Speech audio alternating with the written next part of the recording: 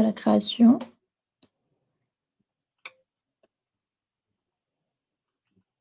Oui, d'accord, qu'il y aura le replay, aussi, après derrière, par mail? Oui, c'est ça. Le replay sera disponible sur YouTube, le OK. replay ouais et pour le support, on l'envoie par mail juste après donc On pourra couper la les 15 premières minutes, je pense, du coup, pour le oui. replay.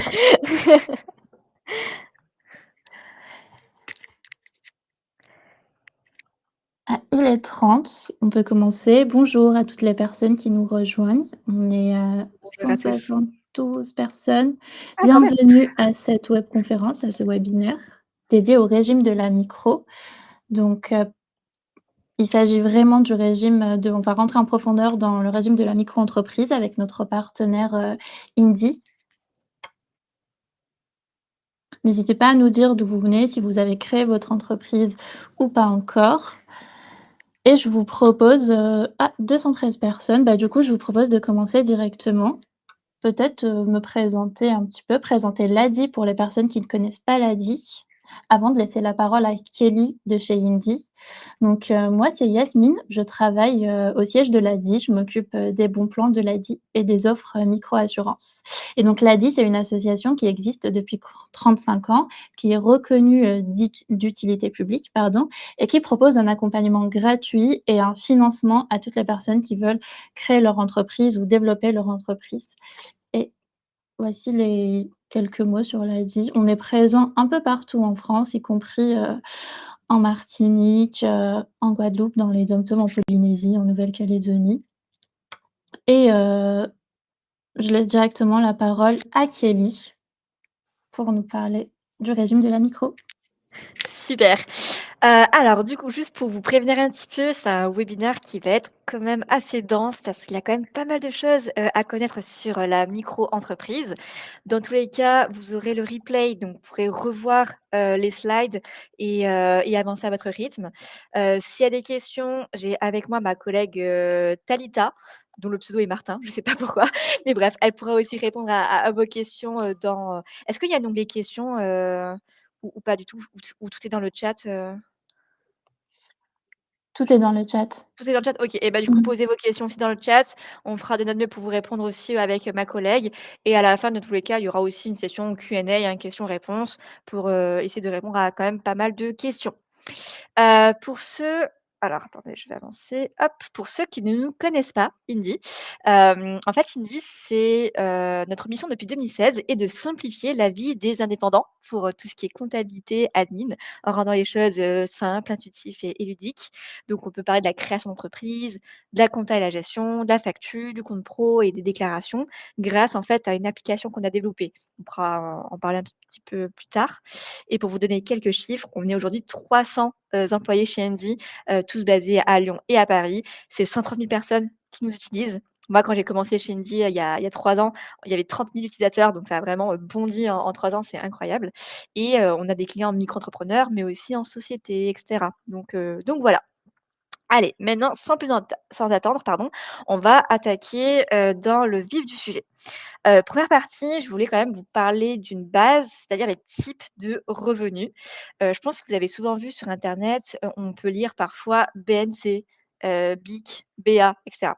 Ça, en fait, ça correspond à un type de revenu. Donc BNC, ça veut dire bénéfices non commerciaux. Donc tous ceux qui exercent, une activité libérale, tout ce qui est prestations intellectuelles type traducteur ou tout ce qui est médecine douce, hein. J'ai vu qu'il y avait des masseurs, des hypnothérapeutes dans le chat et ben, ces catégories, d'activités tomberont dans le BNC. Ensuite, il y a le BIC, c'est bénéfices industriels et commerciaux. Et en fait, dans le BIC, il y a 2 sous-catégories. Il y a d'une part les prestations de services commerciales, comme, tout ce qui est coiffeur, chauffeur VTC, réparation, dépannage et cetera. Mais il y a aussi tout ce qui est vente de produits physiques ou à l'achat-revente et tout ce qui est donc, e-commerce, activité de fabrication, donc tout ce qui est artisanal aussi. Et une troisième catégorie, les BA, c'est bénéfices agricoles. Et en fait, en tant qu'indépendant, vous savez, en micro-entreprise, on peut avoir plusieurs activités dans sa micro-entreprise. Et donc, ça veut dire qu'on peut être en activité mixte, c'est-à-dire une activité en BNC et une activité en BIC. Ça, c'est techniquement possible. Il faut bien distinguer ces activités parce que quand on fait ces déclarations, que ça soit la déclaration du chiffre d'affaires à l'URSSAF, puis la déclaration de revenus après aux impôts une fois par an. Et ben, en fait, il y a vraiment des annexes et des cases qui sont dédiées à la partie BNC d'une part et à la partie BIC, prestation de service commercial, BIC, vente de produits. Donc c'est pour ça qu'il faut bien, voir, de quel type de revenus, on dépend. Et pour savoir de quel type de revenu on dépend, en fait, quand vous allez créer votre micro-entreprise sur le site de l'INPI, hein, je vous spoil un petit peu, du coup, c'est sur le site de l'INPI qu'on crée une micro-entreprise et ben, en fait, à la fin, il y aura une synthèse, de votre micro-entreprise et dessus, il y aura écrit, de quel type de revenu vous dépendez. Est-ce que c'est du micro-BNC ou du micro-BIC, en fait? Voilà. Mais voilà. Allez, du coup, je vois qu'il y a eu quelques questions déjà. Alors, il faut savoir que nous, on connaît pas par cœur la liste de toutes les activités en BNC, toutes les activités en BIC. En plus, parfois, selon comment on a catégorisé sur l'INPI, des fois, pour une même activité, on tombe en BIC ou en BNC. Donc, ça va être difficile de vous répondre, mais on verra ça un peu à la fin. On va attaquer un gros bloc qui est les cotisations fiscales. En fait, les cotisations fiscales, c'est tout ce qui est impôt, d'accord? En gros, si je grossis un peu le trait. Et en fait, quand on est en EI, entreprise individuelle, il faut savoir que la micro-entreprise ou l'auto-entreprise, hein, c'est la même chose, c'est une EI un peu, particulière, d'accord? En EI, on peut avoir soit le régime, micro-fiscal, soit le régime réel. En fait, ces régimes d'imposition, ça désigne juste la manière qu'on a de calculer sa base imposable, son bénéfice imposable, d'accord? Et en fait, en micro-entreprise, il y a pas le choix. Ce qui caractérise la micro-entreprise, c'est le régime micro-fiscal. Et donc, le micro-fiscal, il consiste en quoi? Pour calculer son bénéfice imposable, vous allez prendre votre chiffre d'affaires hors taxe et vous allez retirer un abattement forfaitaire. Donc l'abattement forfaitaire, il dépend justement si vous êtes, en BIC ou en BNC. Je suis en train de penser aussi, il y a beaucoup de questions sur BIC ou BNC. Je vais vous partager un lien que j'avais trouvé qui vous donne les codes APE et si c'est BIC ou BNC. Je vous mets le lien directement dans le chat. Oui, vous pouvez cliquer sur mon message, ça vous ouvrira une page. Voilà. Et du coup, petite parenthèse fermée, donc ça, c'est le régime micro-fiscal. Chiffre d'affaires moins d'abattement forfaitaire, c'est super simple pour calculer son bénéfice. Donc vous n'allez pas déduire au réel vos charges, contrairement au régime réel, où là, on va déduire vraiment toutes ces charges professionnelles, une à une, en gardant les tickets. Donc ça, le régime réel ne concerne pas les auto-entrepreneurs ou les micro-entrepreneurs, d'accord? Juste, vous, en micro-fiscal, vous déduisez un abattement forfaitaire, 34 en BNC, 50 en BIC, prestation de service et 71 en BIC, vente de produits.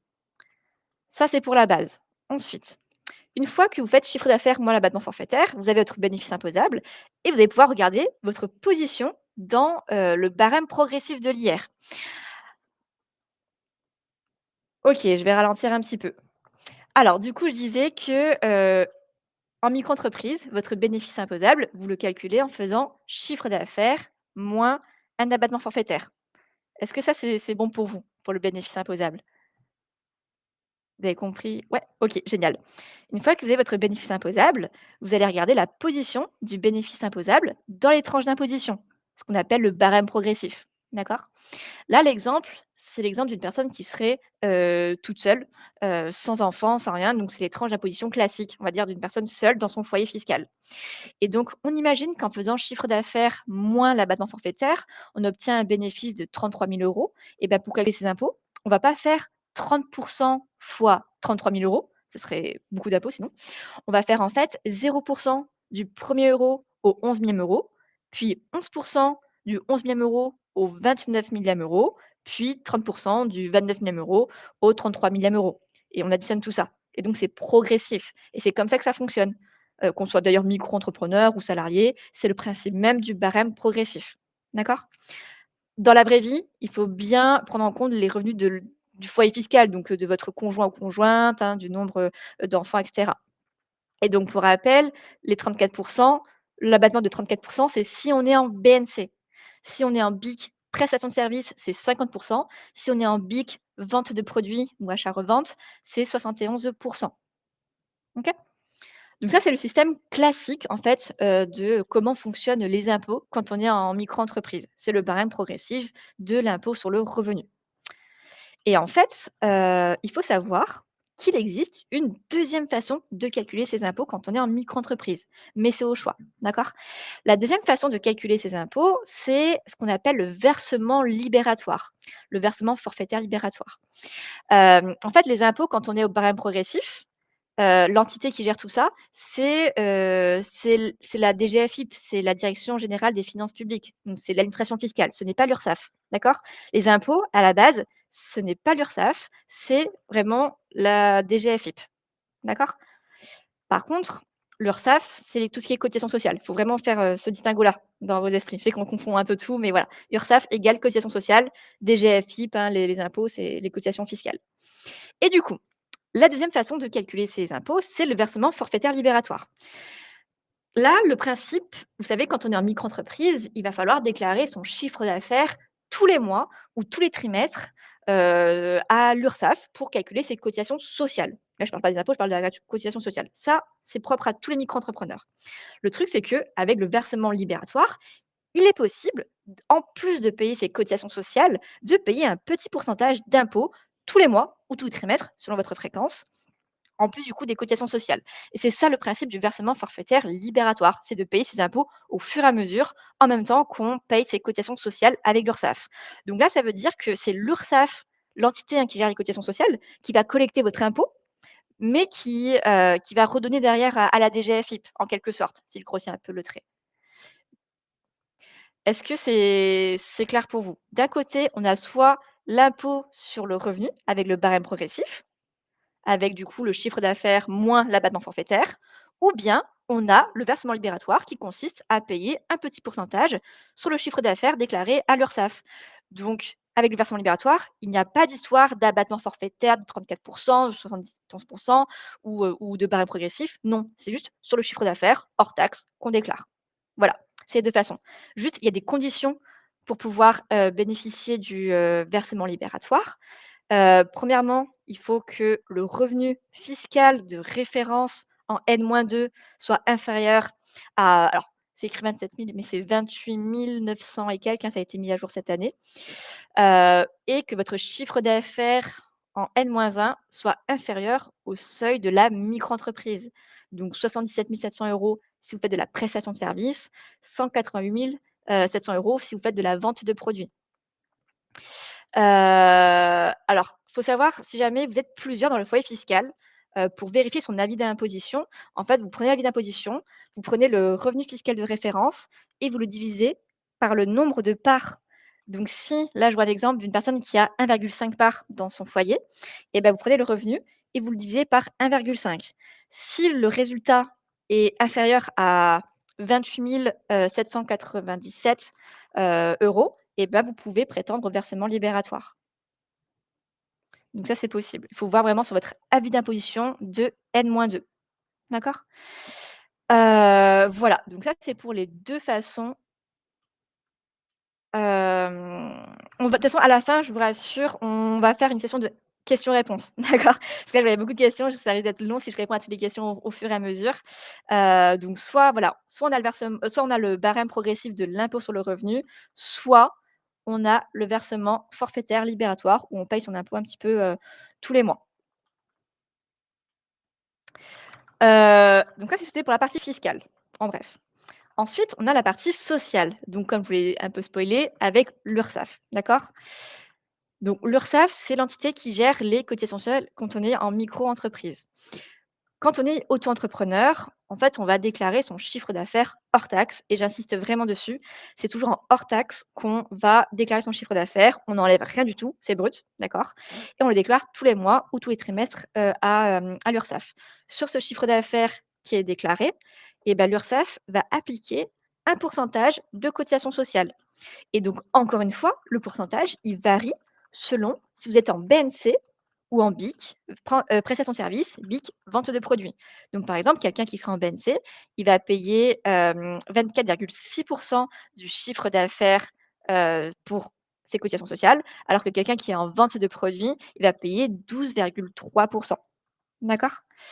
Donc le site de référence pour, l'Urssaf, ce sera autoentrepreneur.ursaf.fr et j'insiste sur l'orthographe de Urssaf. C'est bien 2 S et un seul F. Pourquoi je vous dis ça? Parce que, parfois vous pouvez peut-être recevoir des petits courriers ou des mails avec 2 F ou un seul S et en fait ça, ce sont parfois des, tentatives d'arnaque. Donc il faut faire très attention à l'orthographe de Urssaf. OK? Après, le replay, vous l'aurez, d'accord?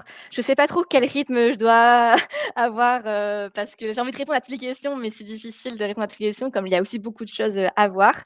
Quand je parle du chiffre d'affaires déclaré, c'est vraiment le chiffre que vous avez encaissé, pas le chiffre d'affaires que vous avez facturé, d'accord? C'est tout le montant du chiffre d'affaires que vous avez encaissé sur la période déclarée. Donc si jamais vous avez fait une facture, je sais pas moi, en mars, mais que vous avez encaissé cette facture-là en avril, ce sera déclaré sur le mois d'avril. D'accord?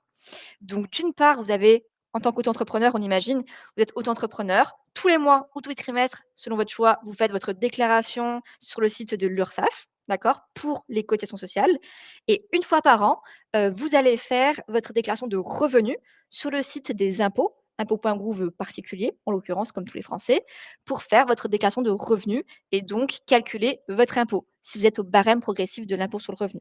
D'accord? Ça, ce serait le «quotidien» entre guillemets d'un auto-entrepreneur. Si jamais vous avez opté pour le versement forfaitaire libératoire, vous allez donc toujours déclarer votre chiffre d'affaires à l'Urssaf tous les mois, tous les trimestres, sauf qu'en plus, vous allez payer un petit pourcentage, d'imposition, pour, les impôts et vous allez quand même devoir faire votre déclaration de revenus sur impôts.gouv particulier une fois par an. J'insiste sur impôts.gouv particulier qui n'est pas à confondre avec impôts.gouv professionnel. Parce que impôts.gouv professionnel, le seul but de impôts.gouv pro, c'est de gérer tout ce qui est TVA, de gérer tout ce qui est CFE et d'accéder à la messagerie sur impôts.gouv pro pour discuter avec le SIE, le service impôt des entreprises. Mais qu'on soit micro-entrepreneur, en société, etc., il faut un compte sur impôts.gouv particulier pour faire la déclaration de revenus annuellement. OK? Est-ce que ça va jusque-là? Je sais que c'est on démarre par des gros blocs. Hem, OK, génial, super. Génial et bah, du coup, on va encore un petit peu avancer, juste avec un petit récap. Heu, on a dit donc la micro-entreprise, c'est quoi? C'est la combinaison de 2 régimes simplifiés, un au niveau fiscal pour les impôts et un au niveau social pour l'Urssaf. Donc on a le régime micro-fiscal avec, pour calculer son bénéfice imposable, c'est chiffre d'affaires moins un abattement forfaitaire, soit le versement libératoire également, hein, c'est une autre caractéristique, et le régime micro-social pour l'Urssaf, où c'est juste des cotisations sociales basées sur un chiffre d'affaires. Et c'est tout. C'est juste ça une micro-entreprise sur le papier. D'accord? Il y a pas d'histoire de déduction de réel, de charges et cetera. C'est juste le micro-fiscal d'une part et le micro-social d'autre part. Et donc ça, c'était pour les bases sur la micro-entreprise. Qu'est-ce que c'était, hein? Donc c'est une entreprise individuelle, très simple et vous exercez du coup en nom propre. OK. Est-ce que alors la vidéo s'entrecoupe. Est-ce que c'est le cas pour, tout le monde ou pas? Est-ce qu'on m'entend bien, les autres m'entendent bien ou non? OK, ça va, tout va bien. OK, super. Alors du coup, c'est peut-être la personne qui a une mauvaise connexion. OK, génial. Allez, du coup, on va continuer. Le second gros bloc qu'on va aborder, c'est la TVA. Alors, je vous prépare, psychologiquement à la TVA, mais il faut s'enlever l'idée que, en micro-entreprise, on n'a pas de TVA. En fait, quand on est en micro-entreprise, on peut être redevable de la TVA. OK? En plus, vous avez peut-être entendu parler de l'actualité en ce moment avec la TVA, est-ce que ça va baisser les seuils ou non? Donc la TVA a fait, pas mal couler d'encre dernièrement. Pour vous expliquer, ça fait plus peur que ça en a l'air la TVA. En fait, de façon très simple, pour définir la TVA, qu'est-ce que c'est quand on est indépendant? Et ben, il faut imaginer la TVA en 2 parties. D'un côté, on a la TVA qui c'est qui a bougé les slides? D'un côté, on a la TVA collectée, d'accord? La TVA collectée, c'est la TVA que vous, en tant qu'indépendant, vous pouvez facturer à vos clients avec les 20 en plus. Donc il y aura un montant hors taxe et un montant, TTC, donc ça, c'est la TVA collectée. Mais la TVA collectée, attention, ce n'est pas votre argent. OK, vous allez la récolter, mais derrière vous la redonnez après aux impôts, enfin à l'administration fiscale. Donc ce n'est pas votre argent, vous êtes juste agent collecteur, on dit. Et d'un autre, vous avez, la TVA déductible. Ça, c'est la TVA que vous allez payer sur vos dépenses professionnelles en tant qu'indépendant. Vous allez sûrement faire des dépenses professionnelles. Et en fait, un indépendant, quand il fait une déclaration de TVA, ça peut être donc mensuellement, annuellement, trimestriellement, et cetera. Et ben, en fait, il fait finalement une soustraction entre la TVA que vous avez collectée et la TVA que vous allez pouvoir déduire sur vos dépenses professionnelles.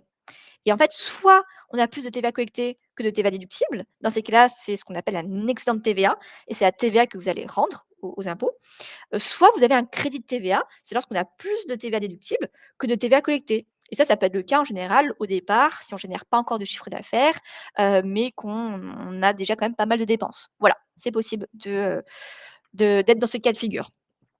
Donc ça, c'est, juste un exemple pour illustrer là ce que je viens de vous dire. Vous êtes au milieu, à gauche, c'est vos clients, vous les facturez, d'accord? Donc là, on imagine que vous avez facturé 120 € TTC, ce qui veut dire qu'il y a 20 € de TVA collectés, sur cette, facture.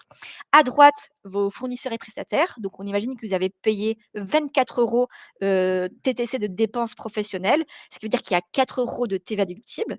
Donc derrière, quand vous allez faire votre, déclaration de TVA, et bah, ça fait 20 moins 4, donc TVA collectée moins TVA déductible, ce qui donne 16 € d'excédent de TVA, donc c'est la TVA à rendre. Voilà. Est-ce que sur le principe, c'est OK la TVA? C'est plus clair pour vous? Ouais? Génial, super. Ouf! Et ben ça, c'est déjà une bonne chose. Juste pour, vous expliquer très rapidement, il y a différents régimes de TVA. Il y a ce qu'on appelle le régime de franchise en base de TVA. C'est le régime que tout le monde a au départ, ce qui veut dire que là, il y a pas de déclaration à faire. Donc vous ne collectez pas de TVA, mais pour autant mais en parallèle, vous ne déduisez pas de TVA sur vos dépenses. Ça, c'est quand on est en franchise en base. Ensuite, on a le régime réel simplifié.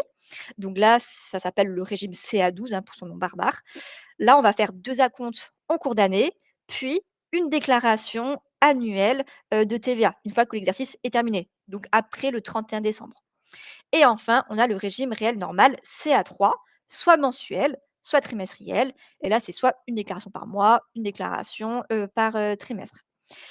Pour répondre à la question, là, je viens de voir une question: «Est-ce que la TVA est comptabilisée dans le CA qui sert au calcul fiscal et social?» La réponse est non. D'ailleurs, ça, je crois, je sais plus si j'ai fait une slide dessus, mais en fait, c'est pour ça que j'insiste, quand on déclare son chiffre d'affaires, que ça soit à l'URSSAF ou aux impôts, c'est toujours en hors taxe, la déclaration du chiffre d'affaires. Parce que la comme je vous l'ai dit, la TVA collectée, ce n'est pas votre argent.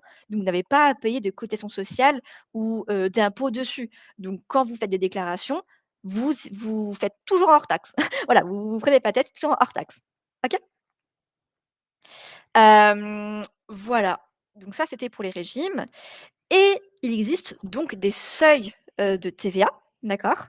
Donc depuis le 1er janvier 2025, on a ce qu'on appelle un seuil minoré et un seuil majoré qui diffèrent selon justement si on est en prestation de service ou en vente de biens, de produits. Donc 37 500, 85 000 pour les seuils de franchise, les seuils minorés et 41 250, 93 500 pour les seuils majorés. Et pourquoi il y a une histoire de seuil minoré, seuil majoré? Parce qu'en fait, il y a des règles, qui gravitent autour de ces seuils-là. Premièrement, c'est que si jamais vous êtes en franchise en base, donc pour l'instant pas de TVA, et ben, si jamais votre chiffre d'affaires sur l'exercice finit entre les 2 seuils, ça veut dire qu'il dépasse le premier seuil sans dépasser le deuxième seuil. Ça veut dire que vous devez être redevable à partir de janvier qui suit. Donc si, je répète, si vous n'avez pas de TVA, que vous finissez entre les 2 seuils, entre le seuil minoré et le seuil majoré, et ben vous serez redevable dès janvier de l'année qui suit et il y a pas de débat. Par contre, si jamais vous êtes en franchise en base, donc pas de TVA, et que votre chiffre d'affaires en cours d'année là, que vous exercez dépasse le seuil majoré, donc le deuxième seuil, et ben là, il y a pas de, «On attend l'année prochaine». Non, vous devenez redevable dès le jour du dépassement. Donc dès le jour où vous avez encaissé la recette qui vous a fait dépasser le seuil majoré. Donc ça, c'est le deuxième cas de figure. Donc dans un cas de figure, vous êtes entre les 2 seuils, in fine et dans ces cas-là, vous devenez redevable en janvier qui suit. ou bien vous dépassez le seuil majoré, donc le deuxième seuil, et vous devenez redevable dès le jour du dépassement. Si vous ne dépassez pas ces seuils, vous pouvez rester en franchise en base. Voilà, c'est les règles. Pour les professions libérales non réglementées, c'est quel seuil? Et bah, du coup, profession libérale, c'est de la prestation de service, c'est 37 500 €. Voilà. Là, j'ai pas mis, mais il y a des seuils spécifiques pour les artistes-auteurs et les avocats. J'ai pas mis sur la slide. Les seuils sont de 50 000 € pour le seuil minoré et 55 000 € pour le seuil majoré, mais ça, c'est vraiment que pour les avocats et les artistes-auteurs. OK? Précision, est-ce que la TVA est rétroactive en cas de dépassement ou juste à partir du dépassement? Ça de En fait, on devient redevable dès le jour du dépassement, donc il n'y a pas de rétroactivité, d'accord?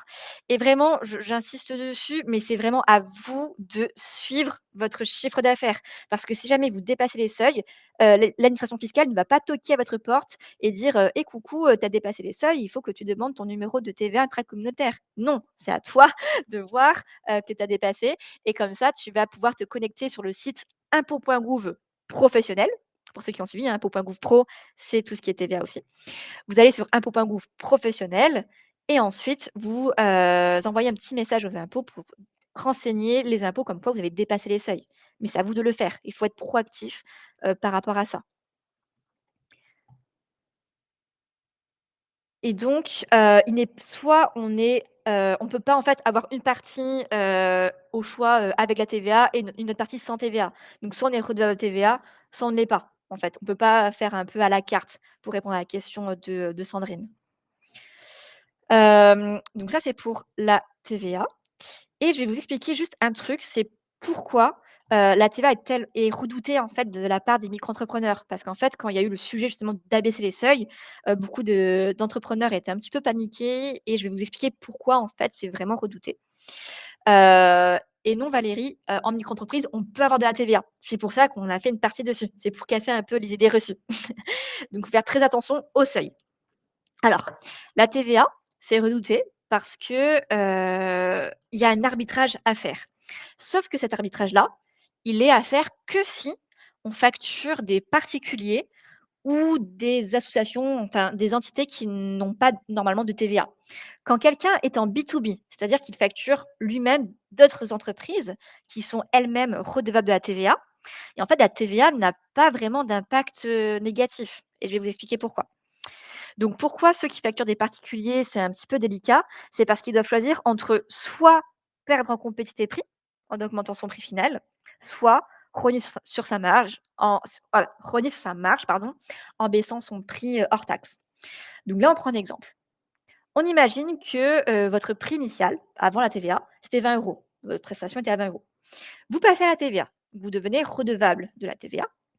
Soit, vous faites le choix de ne pas toucher au prix initial et donc de rajouter les 20 de TVA sur ce prix initial. Ce qui veut dire que le prix TTC devient 24 €. Donc ça veut dire que le prix final est plus important et donc c'est le client qui va supporter, cette TVA. Soit vous faites le choix de, baisser votre prix initial. Donc là, on imagine 16,70 € et donc de rajouter la TVA dessus, donc les 20 de TVA qui est le taux normal et on arrive donc à 20 € TTC. Donc le maintien, enfin le prix final est le même par rapport à avant, mais c'est vous qui supportez la TVA parce que votre prix hors taxe est plus faible. Donc moins d'argent dans votre poche, in fine. Et donc c'est cet arbitrage-là, en fait, qui embête un petit peu les autres entrepreneurs et à juste titre et c'est pour ça que voilà, c'est quand même un petit peu redouté. Est-ce que pour cette slide, c'est clair pour vous? C'est l'exemple, ouais? OK, génial. Ça me paraissait important, hein, je voyais qu'il y avait pas trop d'explications sur d'autres vidéos ou quoi, donc je voulais faire cette slide-là. Mais je voulais vous parler d'un cas de figure où c'est super intéressant, de, prendre la TVA avant même de dépasser les seuils. Donc pour vous expliquer, en fait, la TVA, heu, soit on fait le choix de la demander aux impôts, soit on attend de dépasser les seuils pour devenir redevable, d'accord? Et il y a finalement qu'un seul cas de figure où ça devient intéressant de demander la TVA avant même de dépasser les seuils. C'est lorsqu'on combine 2 caractéristiques. La première, je vous ai un peu spoilé, c'est de, facturer uniquement des entreprises qui sont elles-mêmes redevables de la TVA. Parce qu'en fait, les 20 que vous allez, facturer en plus, Donc ça va être votre TVA collectée, mais pour eux, vos clients, les entreprises, et ben ce sera leur TVA déductible. Donc au final, il y a pas vraiment de perte en compétitivité prix, ça revient au même, in fine. Et en parallèle, il faut que vous ayez, beaucoup de dépenses professionnelles, comme ça vous allez pouvoir déduire cette TVA dessus.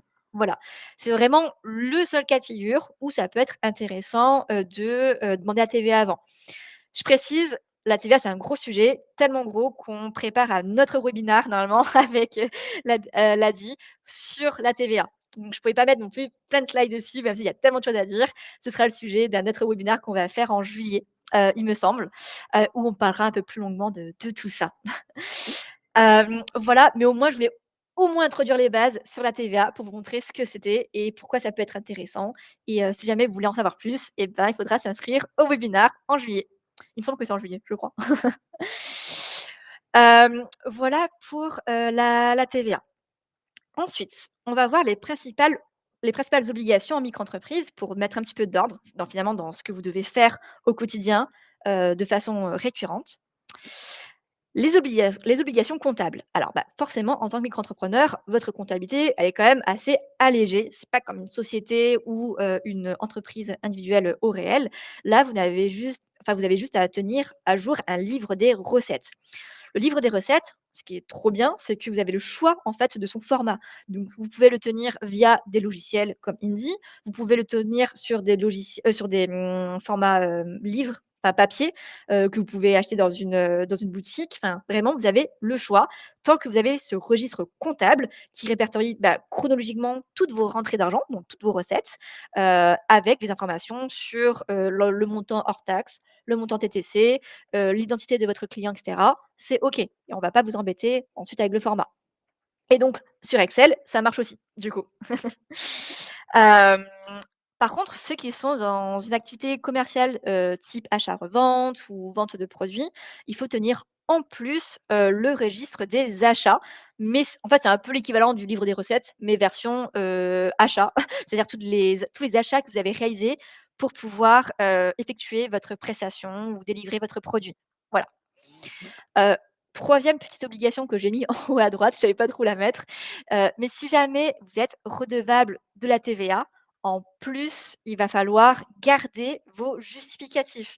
Parce que vous l'aurez compris, avec la TVA, vous allez pouvoir déduire de la TVA sur vos dépenses. Donc pour pouvoir déduire cette TVA sur les dépenses professionnelles, il faut évidemment conserver vos justificatifs, donc les factures de vos dépenses professionnelles. Voilà.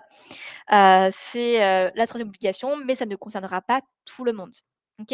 Et il faut les conserver jusqu'à 10 ans, maximum. Minimum, pardon, je confonds toujours maximum, minimum, mais c'est jusqu'à 10 ans minimum, qu'il faudra conserver vos justificatifs, si vous devez les garder. Donc ça, c'était pour les obligations, comptables. Ensuite, il y a les obligations fiscales. Donc encore fiscales, hein, c'est les impôts, et cetera. Donc, je vous l'ai dit, vous devez faire votre déclaration de revenus une fois par an sur le site impôts.gouv particulier, d'accord? Et ça se fait en général entre avril, mai, juin, N+1 pour l'année N, d'accord? Donc on attend toujours que l'exercice soit terminé pour pouvoir faire la déclaration de revenus. Donc là, par exemple, là, il y avait, on était en pleine période de déclaration, hein, et tous les auto-entrepreneurs qui ont fait leur déclaration là, en avril-mai 2025, ils ont en fait fait la déclaration pour les revenus de l'année 2024, qui vont jusqu'au 31 décembre 2024. D'accord? Et ça, faut le faire qu'on soit au barème progressif de l'impôt sur le revenu ou au versement libératoire. C'est un passage obligatoire pour tout le monde. Il faut le faire quoi qu'il arrive. Et donc c'est juste une seule déclaration à faire sur impôt.gouv particulier.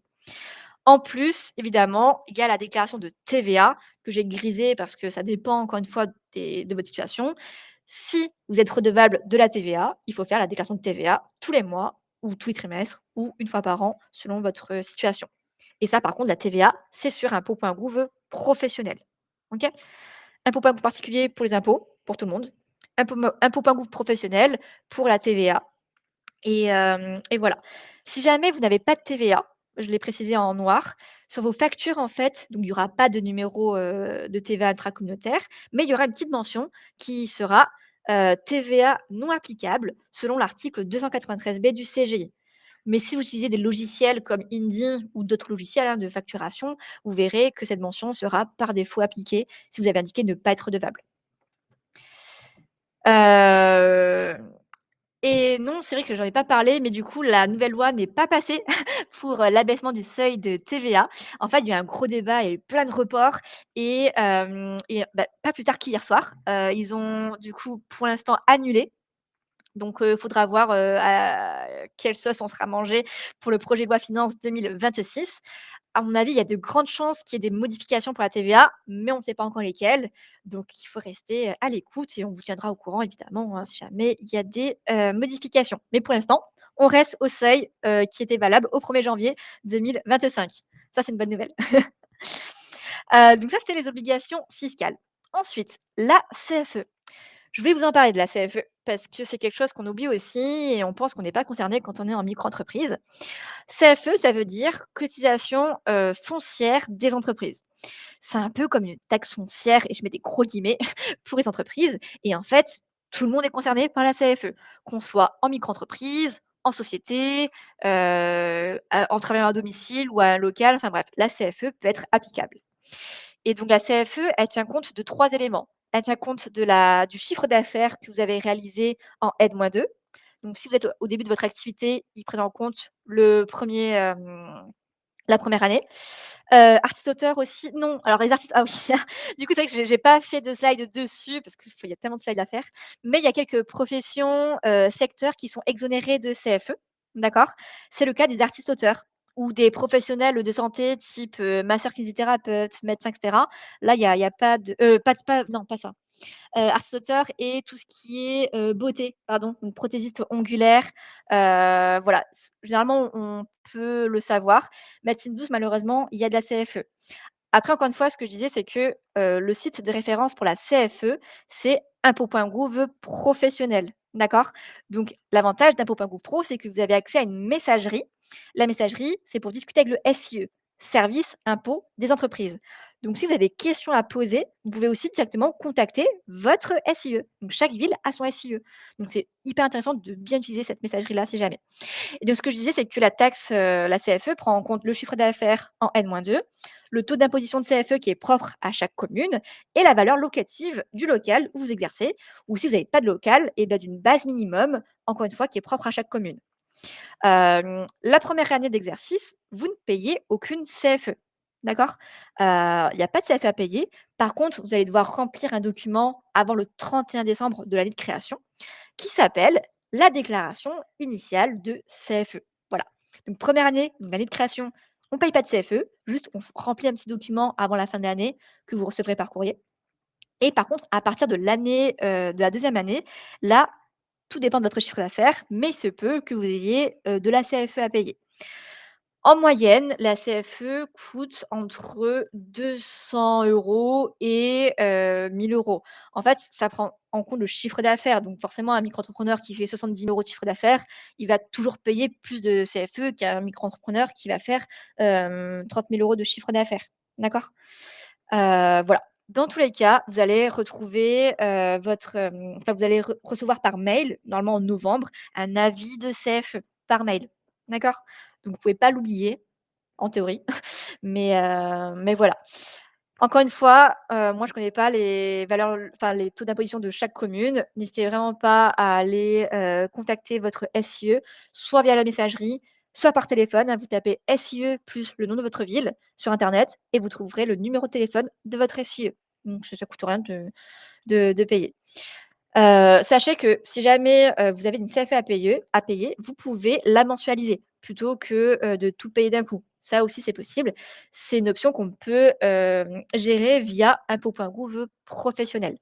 Voilà et donc l'échéance, ce sera toujours avant le 15 décembre. Il faut que la CFE soit payée avant le 15 décembre.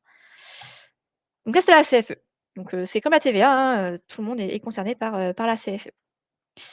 Ensuite, pour l'autre obligation, les obligations sociales, je vous en ai parlé. Il faut évidemment payer des cotisations sociales en tant que micro-entrepreneur, soit mensuellement, soit trimestriellement. Vous faites le choix, en fait, du mensuel ou trimestriel quand vous allez créer votre entreprise sur le site de l'INPI, mais vous pouvez modifier à tout moment après sur votre espace, autoentrepreneur.urssaf.fr. Je le répète, c'est hyper important, le chiffre d'affaires à déclarer, c'est le chiffre d'affaires hors taxe. D'accord? Ne déclarez pas la TVA, c'est pas votre argent, donc faut pas le déclarer. Et toujours en brut, donc n'enlevez rien de ce chiffre d'affaires. Ne déduisez pas de charges ou quoi que ce soit, vous n'avez pas à déduire des choses. Et même si vous faites un chiffre d'affaires égal à 0 €, il faut faire votre déclaration de chiffre d'affaires à l'Urssaf. Comme ça, ils voient que vous n'avez pas de, cotisation sociale à payer. Donc hyper important de le faire. Et enfin, dernière obligation, c'est, au niveau de la facturation. Bah, au niveau de la facturation, quand vous allez créer des factures en tant qu'entrepreneur, vous devez mentionner des mentions obligatoires, hein. Il y a des mentions générales, des mentions relatives au paiement, à votre client et cetera. Je ne vais pas les énumérer, ça sert à rien. Vraiment, le plus simple pour ne pas vous prendre la tête, c'est d'utiliser des logiciels de facturation. Parce qu'au moins, toutes les mentions obligatoires sont déjà intégrées et vous n'avez pas à vous prendre la tête avec, quelle information je dois mettre ou non. Donc utilisez un logiciel. Indy peut servir de logiciel de facturation si vous le souhaitez, mais il en existe d'autres, donc c'est à vous de faire le choix. Mais c'est vrai que celui d'Indy, il est quand même pas mal. Hem, Au niveau des autres obligations, donc déjà, est-ce que pour les obligations, enfin les obligations micro-entreprises, les premières qu'on vient de voir, c'est bon pour vous? Ça vous paraît assez clair? Ouais? Génial. Super. Allez, on va voir du coup les quelques restantes. Alors il n'y en a pas beaucoup non plus. Je vais juste remettre au clair sur le compte pro. Vous savez, avoir un compte pro, un compte bancaire pour le pro, un compte bancaire pour le perso. Quand on est en micro-entreprise, heu, vous n'avez pas d'obligation de séparer le pro et le perso au départ. L'obligation, elle est vraie si et seulement si vous dépassez 10 000 € de chiffre d'affaires 2 années consécutives. Là, ça va devenir obligatoire de séparer le pro et le perso. Par contre, c'est vrai que c'est intéressant, nous chez Indie, on le conseille à tous ceux qu'on accompagne, de séparer le pro et le perso dès le début. Ce sera beaucoup plus simple pour vous en termes d'organisation. Au niveau de la comptabilité, du coup, tout va être beaucoup plus, facilité, que ça soit pour le livre des recettes, pour, ensuite la déclaration de TVA, si jamais vous avez de la TVA et aussi l'image que vous renvoyez est plus professionnelle lorsque vous allez donner votre IBAN professionnel à un prestataire ou un client ou quoi que ce soit. Donc c'est vrai que c'est intéressant. Par contre, vous, normalement, en tant qu'auto-entrepreneur, votre besoin en termes de compte pro est quand même assez simple. Vous avez besoin juste d'un compte pour être payé et payé. Donc n'allez pas dépenser des 100 et des 1000 dans des comptes pro, d'accord? Aujourd'hui, il existe des alternatives aux banques traditionnelles physiques. Donc il y a des banques en ligne qui proposent des comptes pro. Heu, la fourchette, quand c'est payant, c'est entre 6 € et 15 € par mois, je dirais. Mais aujourd'hui, il y a aussi des solutions gratuites, d'accord? Pour avoir un IBAN, une carte de paiement. C'est le cas d'Indy. On propose un compte pro 100 gratuit et en ligne, d'accord? Voilà, mais il existe aussi d'autres concurrents, hein, voilà. Ce qui est bien, c'est que, voilà, il y a pas mal de concurrents sur le marché. Vous faites votre choix, vous comparez et vous voyez ce qui, vous convient le mieux. Mais voilà, c'est plus conseillé qu'obligatoire au départ. On va revenir sur les services d'Indy juste après, je vais vous expliquer tout ça. Mais en tout cas, tout ce qui est service de base, on essaye de les rendre accessibles à tous. C'est un peu la philosophie de Indy. Ensuite, autre obligation, c'est tout ce qui est assurance. Alors, la responsabilité civile professionnelle, ça peut être obligatoire pour certaines professions. C'est le cas notamment dès qu'on manipule, des humains, donc tout ce qui est, médecine, les soins et cetera. Ça peut être le cas dans tout ce qui est tourisme, transport de personnes, tout ce qui est avocat, comptabilité aussi.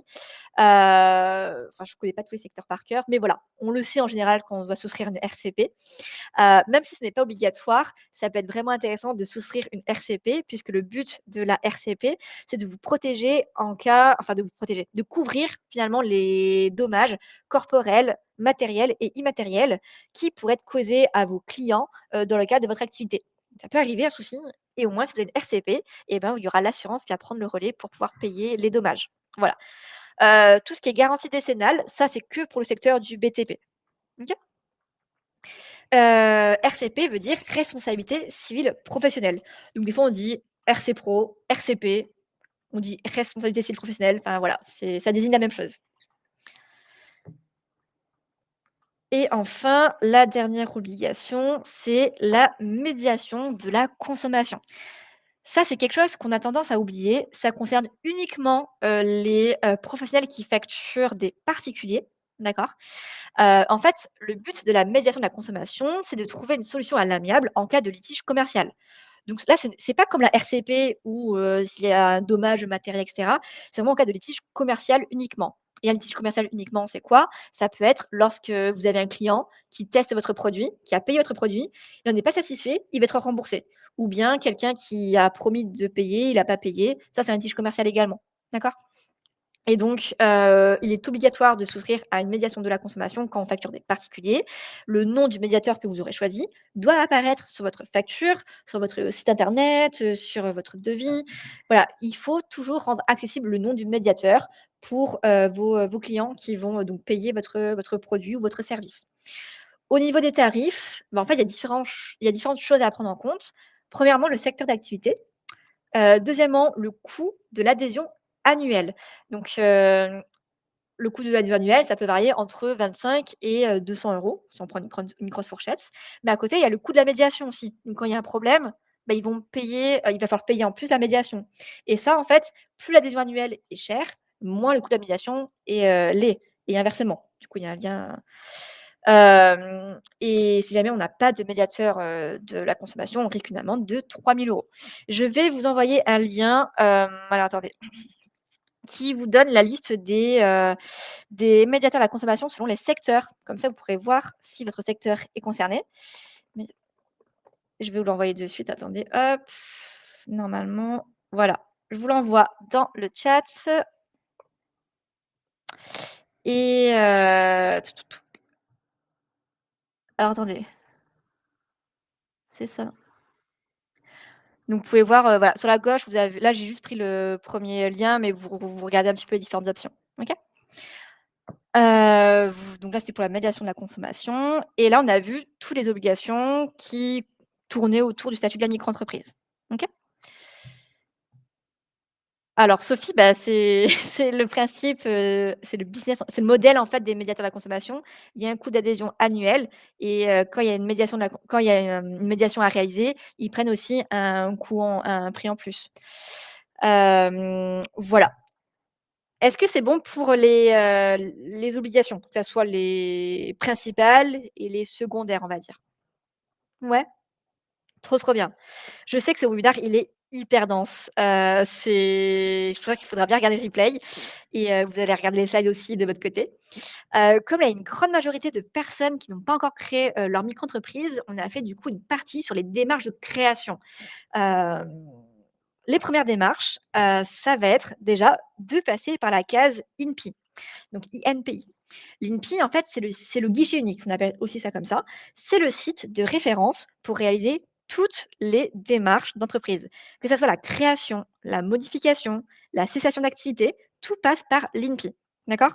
Donc ce sera un formulaire, à remplir, un formulaire de création d'entreprise et une fois que vous allez faire votre formulaire sur l'INPI, que vous allez le valider, l'INPI va donc, vérifier votre dossier et si c'est validé, l'INPI, son rôle, ça va être de remonter votre existence en tant qu'entreprise aux autres organismes, donc à l'URSSAF, aux impôts, et cetera. Donc il y a quand même un petit temps de traitement, on va dire.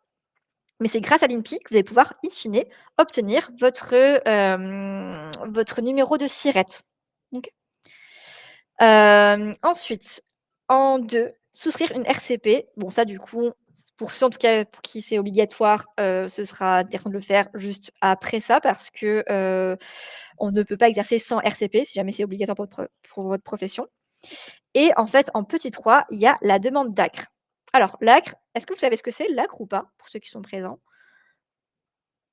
Ouais? Cool. OK. Caroline, la RCP, c'est la responsabilité civile professionnelle. On l'a évoqué juste avant pour les obligations, en fait, pour se protéger en cas de dommages causés à votre client. Alors justement et non, Édouard, tu es tombé dans le piège. L'ACRE, ce n'est pas à confondre avec l'ARCE. Je sais que la ressemblance est quand même assez grande, hein, ils ont juste inversé le C et le R, mais ce n'est pas pareil. L'ACRE, c'est l'aide à la création et à la reprise d'entreprise. C'est une aide qui est gérée par URSSAF justement. Vous m'avez induit en erreur, c'est l'URSSAF, d'accord? L'ACRE consiste à être exonéré à 50 de vos cotisations sociales durant les 4 premiers trimestres civils. C'est pour ça que c'est super de commencer son activité en début de trimestre, parce que, par exemple, si quelqu'un qui va démarrer en mars, et ben mars va compter pour un trimestre tout seul, parce que janvier, février, mars. Donc vaut mieux débuter en avril, enfin en janvier, en avril, avril, mai, juin, en juillet, voilà, pour avoir cette aide à 100 en gros. L'acre, donc quand on est en micro-entrepreneur, il faut adresser une demande avec un formulaire à remplir, et le déposer directement sur le site de autoentrepreneur.urssaf.fr. Si jamais ça vous intéresse, on a une chaîne YouTube d'Indy où on a fait des tutoriels. Parce que là, je ne vais pas vous expliquer comment le faire, mais on a fait un tutoriel sur comment, faire sa demande d'acre. D'accord? Donc il y a des conditions pour bénéficier de l'acre, mais bon après ça prend que 5 minutes de le faire, donc qui ne tente rien à rien, j'ai envie de dire. Mais si vous êtes inscrit à France Travail, vous avez le droit à l'acre. OK? Copier. Je vous mets le lien de vous voulez de la chaîne, d'Indy. Voilà. INPI fait directement la demande pour ma part. Alors Marine, je suis assez surprise de ce commentaire. Normalement, l'auto-entrepreneur doit faire sa demande d'acre. Je sais pas, peut-être que vous avez un super conseiller INPI, je ne sais pas, mais en tout cas, normalement, c'est bien à l'auto-entrepreneur de faire la demande d'acre, sinon ils ne le font pas. À moins qu'on soit en société, ou en entreprise individuelle au régime réel. Là, il n'y a pas besoin de faire la demande d'acre, elle est faite automatiquement. Mais dans le cas des auto-entrepreneurs, il faut le faire proactivement. Et vous devez le faire le jour même du dépôt de dossier à l'INPI et non dans le premier mois, je précise. Il faut vraiment le faire dès le jour où vous validez votre dossier à l'INPI. N'attendez pas 45 jours. Avant, on avait 45 jours, mais c'était il y a 1 an et demi. Ça, c'est terminé et donc il y a plein d'articles qui sont pas à jour et qui vous disent encore que vous avez droit à 45 jours, mais c'est vraiment dès le jour même. Donc voilà, hyper important. Donc ça, c'est pour les premières étapes. En vrai, ça va assez vite, hein. On peut compter, juste 2 jours pour, faire tout ça, en réalité. Quand on crée une entreprise avec une activité BNC, une type libéral, ça va toujours plus vite que si on crée une activité, dans l'artisanat. Parce qu'on ne dépend pas de la chambre des commerces et de l'artisanat ou de la chambre des métiers. Qu'est-ce qu'il y a à faire le jour même? C'est le dépôt, c'est la demande d'acre à l'Urssaf. Il faut vraiment le faire le jour même du dépôt de dossier à l'INPI. Donc je vais être futur auto-entrepreneur, je crée mon entreprise sur le site de l'INPI et une fois que je valide mon dossier de création sur l'INPI, je vais, sur, autoentrepreneur.urssaf.fr pour réaliser ma demande d'acre. D'accord? Il n'y a pas besoin d'avoir de SIRET pour faire sa demande d'acre. Il faut vraiment le faire dès le début, en indiquant votre adresse mail et votre numéro de sécurité sociale. Voilà, donc ça, c'est pour le début. L'INPI vraiment va vous donner votre code APE, votre numéro de SIRET, va tout vous donner. Donc il faudra bien télécharger votre synthèse, in fine, quand votre dossier sera validé, pour retrouver toutes les informations de votre entreprise. Ce n'est pas vous qui choisissez le code APE, c'est en fonction de ce que vous avez indiqué dans votre formulaire de création, au niveau de la catégorisation de votre activité et de ce que vous en dites. Et ensuite, une fois que c'est fait, bah, il y a d'autres démarches à réaliser, après l'obtention du numéro de SIRET. Premièrement, il va falloir créer son, compte sur autoentrepreneur.ursaf.fr. Même si, l'INPI va remonter votre existence, hein, à l'Urssaf, c'est à vous de créer votre espace en ligne. C'est à vous de le faire. Normalement, vous allez recevoir un courrier, c'est marrant parce que j'ai créé ma micro-entreprise il y a quelques jours et j'ai reçu mon courrier, qui vous indique que vous êtes bien affilié du coup au régime de l'Urssaf et que vous allez pouvoir créer votre espace. Normalement, vous pouvez le faire d'ici, je dirais, 10 jours, 15 jours max après la validation de votre dossier, à l'INPI. Donc ça, c'est ce qu'il va falloir faire après. Ensuite, il va falloir créer un compte sur impôts.gouv, professionnel. Donc ça, on l'oublie souvent, mais hyper important, impôts.gouv professionnel, pour pouvoir accéder à la messagerie avec votre SIE, service impôt des entreprises, d'accord? Et même ce sera utile pour la CFE, la TVA et cetera. Ensuite, le questionnaire relatif à l'activité professionnelle, ça c'est pas très important. En fait, c'est un courrier que vous pouvez recevoir. J'ai l'impression qu'il y a pas tout le monde qui le reçoit, mais on peut le recevoir. Un courrier qui sera envoyé dans les jours qui suivent votre création. C'est, le questionnaire relatif à l'activité professionnelle et en fait, ce questionnaire, si jamais vous le recevez, vous le remplissez, En fait, il demande juste votre adresse, votre nom, prénom, le nombre de mètres carrés où vous allez exercer, donc mettez, 0 si jamais vous exercez chez vous et vous le renvoyez aux impôts. Donc soit via la messagerie, soit, par courrier.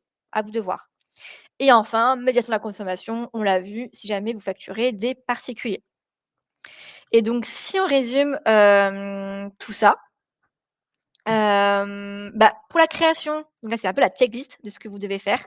Pour la création, on a tout ce qui est assurance, création via l'INPI, la demande d'ACRE. Après la création, juste après la création vraiment, vous avez impôt.gouv professionnel, auto-entrepreneur.urssaf.fr, médiation de la consommation, évidemment le compte pro. Et pour faire un petit récap finalement des déclarations à réaliser, le questionnaire relatif, c'est un courrier que vous recevez, pour certains en tout cas, juste après la création. Si vous le recevez, vous le renvoyez. Votre déclaration du chiffre d'affaires à l'Urssaf. Donc, vous avez un délai, hein, quand c'est votre première déclaration du chiffre d'affaires, vous avez 90 jours pour le faire. Mais moi, je vous conseille évidemment de ne pas attendre ces 90 jours et de vous y prendre, bah, dès les premiers mois, en fait. Dès le début, vous vous mettez en ordre. 3e point, la déclaration initiale de CFE. Ça, j'en ai parlé tout à l'heure un petit peu avec la CFE, mais la première année, vous ne payez aucune CFE. Par contre, vous remplissez une déclaration initiale de CFE avant le 31 décembre de l'année de création et enfin, votre, déclaration de revenus sur impôts.gouv particulier en avril-mai N+1 pour l'année N. On arrive à la fin. C'était un gros bloc. Est-ce que ça va, cette slide, vous permet de recentrer un petit peu tout ce qu'on a vu? Parce qu'il y a beaucoup de choses. OK, génial si ça vous a aidé. Si on débute sa micro le 1er 10 2025, le CFE sera dû pour 2000 alors exactement, puisque votre année de création, Morgane, ce sera 2025 et donc potentiellement, si vous faites plus de 5 000 € de chiffre d'affaires sur 2025 et ben, vous pouvez, payer de la CFE en 2026. Mais vous recevrez votre avis de CFE de toute façon en novembre 2026 normalement. Heu On demande d'attendre 90 jours minimum après la création d'entreprise seulement et pas avant. D'après s Oui, en fait, Marion, ce que je voulais dire, c'est que vous allez créer votre entreprise, d'accord? Et en fait, quand vous allez mettre une date de début d'activité, d'accord? Par rapport à cette date de début d'activité, vous aurez 90 jours pour réaliser votre première déclaration de chiffre d'affaires à l'Urssaf. Sauf que, normalement, c'est tous les mois qu'on fait sa déclaration du chiffre d'affaires à l'Urssaf. Donc moi, ce que je vous conseille, c'est de ne pas attendre ces 90 jours qui servent en fait à régler les problèmes qu'on peut avoir au départ, mais dès le début, si vous en avez l'occasion, de vous mettre en ordre en déclarant votre chiffre d'affaires déjà, bah, dès le 1er mois, 2e mois, 3e mois et cetera. On paye la CFE si le chiffre d'affaires supérieur à 5 000, c'est exactement ça. Voilà pour le petit récap. Ensuite, on a quoi? Indy pour les indépendants. Alors oui, j'ai vu plein de questions passer, sur, Indy. Pour expliquer. Indy, moi, j'adore en parler comme un juste milieu entre tout faire soi-même et tout déléguer à quelqu'un, d'accord? Parce que quand on est indépendant, donc solopreneur comme vous, hein, quand vous allez vous lancer en micro-entreprise, et ben, votre compta est plutôt simple. Vos obligations, vous l'aurez compris, ça va, c'est quand même assez «basique» entre guillemets. Juste, faut avoir un peu en tête tout ce qu'il y a à faire et nous, du coup, ce qu'on va faire, c'est qu'on va vous laisser faire les choses. Ce n'est pas nous qui allons faire à votre place, vous faites les choses. Par contre, on va vous prendre par la main, on va vous guider, on balise le terrain à fond et ça, on le fait grâce à une application qu'on a développée. Et cette application, elle fonctionne sur un principe hyper simple, c'est la synchronisation bancaire. Donc, soit vous avez un compte d'une autre banque, soit vous avez un compte pro Indy, pas de souci. Vous le reliez à notre application pour la comptabilité et on va pouvoir du coup, bah, remonter toutes vos transactions, donc éditer vos documents comptables et surtout pré-mâcher vos déclarations. Comme ça, quand il y a un truc à faire, on vous envoie une notification. Vous voyez, en live ce qui se passe dans votre entreprise, hein, les recettes et dépenses, vos documents comptables et c'est hyper intuitif et ludique en fait, de gérer votre, comptabilité avec Indy. Et donc, on a une version gratuite et c'est vrai que notre version gratuite, je la trouve quand même vachement, étoffée. Gratuitement, vous avez accès à votre comptabilité automatisée, donc avec la synchronisation bancaire. Vous pouvez ouvrir votre compte pro, aussi gratuitement pour avoir une carte Mastercard, un IBAN français. Vous pouvez accéder au module de facturation sur l'offre gratuite, donc créer des factures personnalisées et les envoyer à vos clients via Indy. Donc vous avez un suivi de votre compta et vous pouvez prendre en photo des justificatifs et les ranger sur Indeed. Ça, c'est la version gratuite, d'accord? Et du coup, une personne nous demandait: «Mais comment vous vous rémunérez?» Parce il faut bien qu'on se nourrisse, hein, derrière. Et bien, on a une version payante pour les micro-entrepreneurs. Donc ceux qui sont en micro-entreprise, la version payante, le prix, il est de 16 € hors taxes par mois, ce qui revient à du 19 € TTC, je crois, dans ces eaux-là. Mais il y a aussi une offre annuelle qui permet de payer 144 € hors taxes l'année, ce qui revient à du 12 € hors taxes par mois, si on divise par 12. Donc c'est un peu plus avantageux. Et donc la volonté, c'est quand même d'être accessible, mine de rien. Et donc sur la version premium, vous avez en plus de la version gratuite, accès à un chat pour discuter avec mes collègues du service accompagnement. Donc s'il y a des questions sur des sujets admin, compte et cetera, et ben vous avez accès à un humain pour, discuter et poser vos questions. Les justificatifs que vous allez mettre sur Indy auront la valeur probante, c'est-à-dire que si vous rangez sur Indy, sur la version premium, et ben vous pouvez jeter le papier derrière, ce sera reconnu par, les impôts. Vous aurez accès à des informations supplémentaires sur votre situation, donc votre position vis-à-vis des seuils, de la micro-entreprise, des seuils de TVA, le taux de charge et cetera. Et vous aurez évidemment accès à l'aide, au niveau de la déclaration. Donc en fait, sur Indeed, les déclarations, c'est pensé comme des, recettes de cuisine. C'est hyper intuitif, faut juste se laisser guider. C'est comme un jeu. Il y a une petite barre de progression, des étapes et vous vous laissez guider et s'il y a des questions, on est là en backup dans tous les cas. Donc là, c'est le prix de la version pour micro-entreprise. Par contre, on a évidemment d'autres, produits. Par exemple, là, quelqu'un qui pose la question EI au réel. On a une, version pour les entreprises individuelles qui sont au régime réel. Pour l'instant, elle est développée que pour les BNC. Donc on va travailler sur la version BIC, mais pour l'instant, c'est que la version BNC au réel, si jamais, vous êtes, au régime réel, qui est un peu plus chère. Je crois qu'elle est à, 26 € hors taxe, quelque chose comme ça. Voilà, et on a aussi une version pour les sociétés, donc SASU, URL et cetera. Et pour ceux qui demandent où on est à Lyon, on est à côté de Pardieu, pour ceux qui connaissent un petit peu. Voilà. Même question pour la conformité RGPD. Alors, c'est vrai que je suis pas forcément rentrée en détail dans comment fonctionne la synchronisation bancaire, mais si, ça vous intéresse, entre vous et nous, quand vous faites une synchronisation bancaire, il y a un troisième acteur qui est en fait, un agrégateur bancaire. Donc l'agrégateur bancaire chez nous, c'est Banking, c'est, son rôle à l'agrégateur, c'est d'encrypter, de rendre inexploitables vos données. Donc c'est certifié, par, la DSP2, je crois, et la Banque de France. En fait, c'est vraiment le plus haut niveau de sécurité qu'on puisse proposer en passant par cet agrégateur bancaire. Donc nous, ça fait depuis 2016 qu'on existe et il y a eu aucun souci, à ce niveau-là. Donc voilà. Après, si ça vous intéresse, je pourrais vous envoyer par mail, tout ça, et tout ce qui est conditions générales de vente et cetera. Tout ça, c'est, sur le site internet. Enfin, vous pouvez aller sur indie.fr, hein, c'est pas un problème. Et bonne nouvelle, du coup, pour ceux qui sont, ici, et ben, on a un super partenariat. Franchement, je crois que c'est l'un de nos meilleurs partenariats, 4 mois offerts, c'est pas rien. Donc vous pouvez profiter, de 4 mois offerts pour tester Indie. Le promo code, donc soit vous scannez le QR code, soit normalement, je sais pas si Talita, tu as la landing page pour, envoyer, je sais pas trop comment ça se passe. Mais, vous pouvez donc scanner ce QR code pour accéder à l'offre qu'on a avec, l'ADI, 4 mois offerts. Soit vous avez l'offre mensuelle et vous avez 4 factures à 0 €, soit vous prenez l'offre annuelle et sur l'offre annuelle, vous verrez, il y aura une réduction équivalente à 4 mois sur la facture, finale. Voilà, c'est comme ça que ça se matérialise. Et il y a pas de limite à cette offre, incroyable. Et donc on arrive à la fin. Faut que je reprenne mon souffle là, j'ai beaucoup parlé. Donc là, on va passer à la session de questions-réponses. Je sais pas si comment ça se passe? Est-ce que je prends les questions du chat, ou bon, je sais pas trop. Ouais. Là, on nous dit dans le chat. Mais déjà, est-ce qu'il y a des questions? Ah, je crois qu'il y en avait plein de questions. Donc allez, si vous avez des questions, posez-les dans les chats, je vais reprendre parce que je vais pas scroller, il y a trop eu de messages. Donc on va prendre des questions que vous allez pouvoir poser.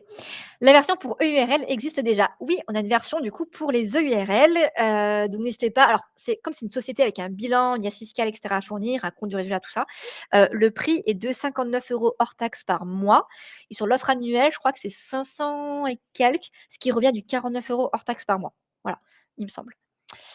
Quels sont les mois les plus intéressants pour demander l'acre? Alors pour demander l'acre, le moment le plus intéressant, c'est de débuter en début de trimestre. Donc soit, janvier, soit avril, soit juin, soit octobre, du coup. Je crois que c'est ça le début de trimestre. Je suis pas très donc voilà, vaut mieux débuter en début de trimestre, sur, le calendrier. Le CRM est-il inclus sur Indy? Alors, vous pouvez totalement, enregistrer des clients sur Indy pour faciliter la génération de vos factures et donc juste sélectionner votre client. Il est tout à fait possible du coup d'avoir une sorte de petit CRM. C'est pas Indy n'est pas un CRM, mais on a un module pour enregistrer des clients afin de voir combien on leur a facturé et cetera et cetera. Donc tout à fait possible d'avoir Indy pour un petit CRM, on va dire.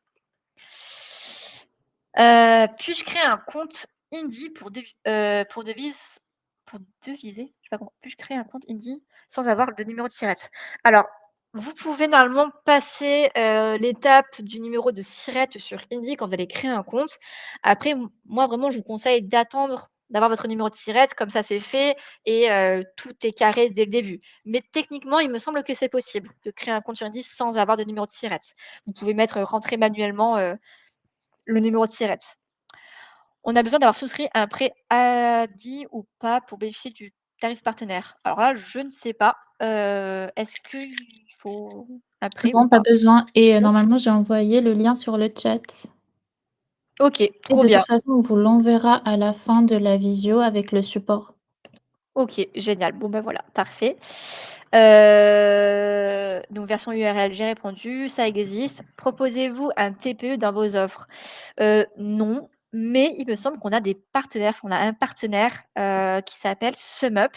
Donc sur le site de Indie, vous pouvez trouver normalement la liste de nos partenaires, pour, Indie. Si je mets Indie partenaires, découvrez nos offres partenaires.